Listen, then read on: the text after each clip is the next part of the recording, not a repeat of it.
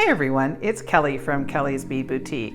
So I've been making and teaching how to make jewelry for a very long time now. And one of the things that I hear all the time is, you make it look so easy. Well, that's because I think it is. So I'm going to take some simple parts and some simple techniques, and I'm going to teach you how to make your very own jewelry. So if you want to see what I'm making today, come and join me.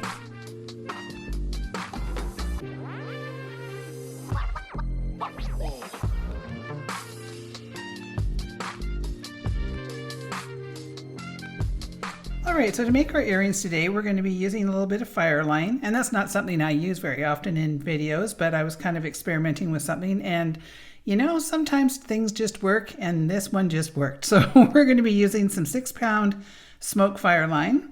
We also have some of these gorgeous English cut beads that I just got in, and this one is a really pretty blue with Picasso on it.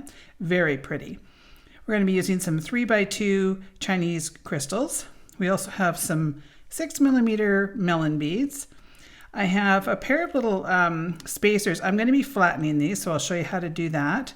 If you do buy this kit, yours will come flattened, so you don't have to worry about having all the tools. I'm also going to be using a pair of Tierra Cast ear wires and a tiny pair of Tierra Cast bead caps. You'll see me use these often. They just add that little extra something that I like.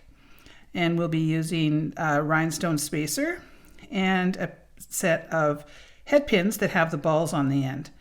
We will also be using either some GS Hypo or a thread zapper, and I will explain that a little later on.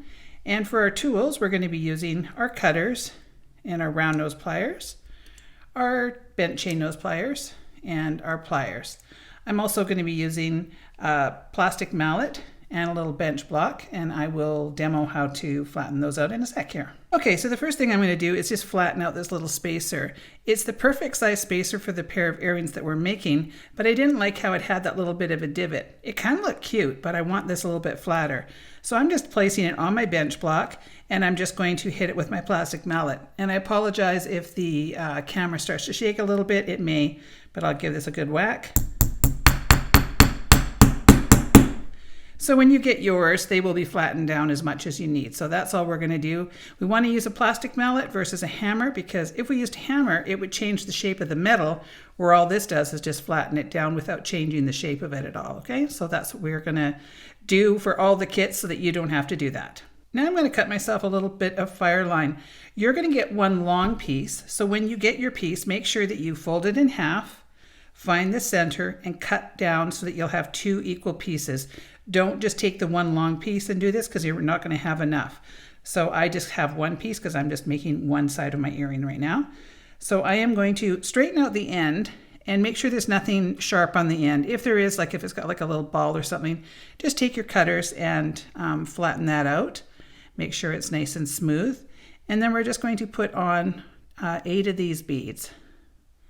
So you don't even need a needle with this, because these holes are decent enough, even for somebody like me who's only got one working eye right now. Oh, I swear, today's been tough. I've been making jewelry all day because I thought, well, I better start filming again. And my poor eye, it's just, I have one that's not been functioning since I had my eye surgery. And, you know, it sounds like I'm falling apart every time I do a video, right? There's always something going on with me, but, you know, welcome to old age. I guess that's what happens.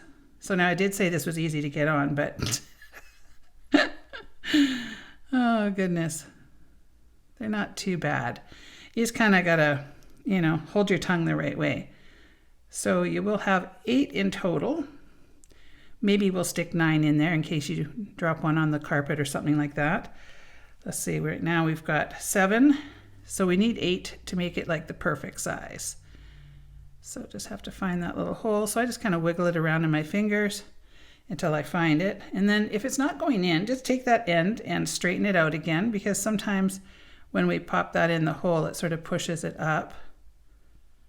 Lord have mercy, can you make my eyes work? It's driving me crazy. All right. So now we're going to meet up our 2 ends. Now it's not imperative that they're exact, but it just makes it easier for tying if they're fairly close. So I'm just going to run that down to the middle section, and what we're trying to do is create a little loop here. So I'm just going to, I did a little knot, and then I'm going to do another knot, And we just want to make sure that it's staying in between those beads and not looping over any other one. And then I'm going to do a surgeon's knot. So I'm going to take that and do just a regular knot. And then I bring that back one more time and through. And then that just will stay nice and tight. Now, I'm going to cut this off nice and close. So there's two different things that you can do. You can either use some GS Hypo cement to make sure this is not going to go anywhere, or you can use a thread zapper, or you can do both. But for me, what I'm going to do is I'm going to take my thread zapper. So all you do is you hold this little button down and the end will get nice and red hot. And when it does, you're just going to touch it to that end. And you might not be able to see this on camera, but it just kind of melts that down in. Now it will make it a little bit black on the end, but I don't really mind. I just kind of pull them to the inside and I don't worry about it. If you don't have a thread zapper, and we do sell those on our website, I think I only have a limited amount right now, like maybe 5 or 6 in stock, but I'll make sure to put not only the link to the kit, but I'll put a link to the thread zapper and to the GS Hypo glue. So if you don't have any thread zapper, just take some glue and just pop it right on that little knot just to make sure it's not going anywhere. All right, so now we can assemble our earrings. So the first thing I'm going to do is place on one of these little teeny tiny bead caps. And you know, it doesn't really add a lot, but it just adds that little extra something. People often say, well, why does your jewelry just look a little bit nicer? Well, I had all these extra little things, and I think sometimes that's what it is. I'm not sure why, but you know, that's just what I do. All right, now I'm going to put on my little halo of beads that I've made there, and you know, it'll flop all over the place, but that's why we're using this flattened disc, is that I like how I can then sandwich that right in between there.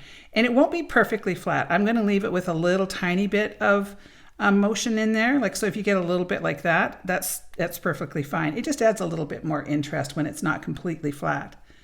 Then we're going to use one of these rhinestone spacers and then one of these melons. Now these are just super simple throw together kind of earrings, but I just thought they were so pretty. Okay, now I'm going to take the very tip of my pliers and I'm going to place it right on top of my melon bead, and then I want to push down and make sure that everything is where I want it. So I'm going to just kind of have a little look and make sure that this is all lined up, and then pushing down quite tight because I want to make sure that that's in there nice and snug.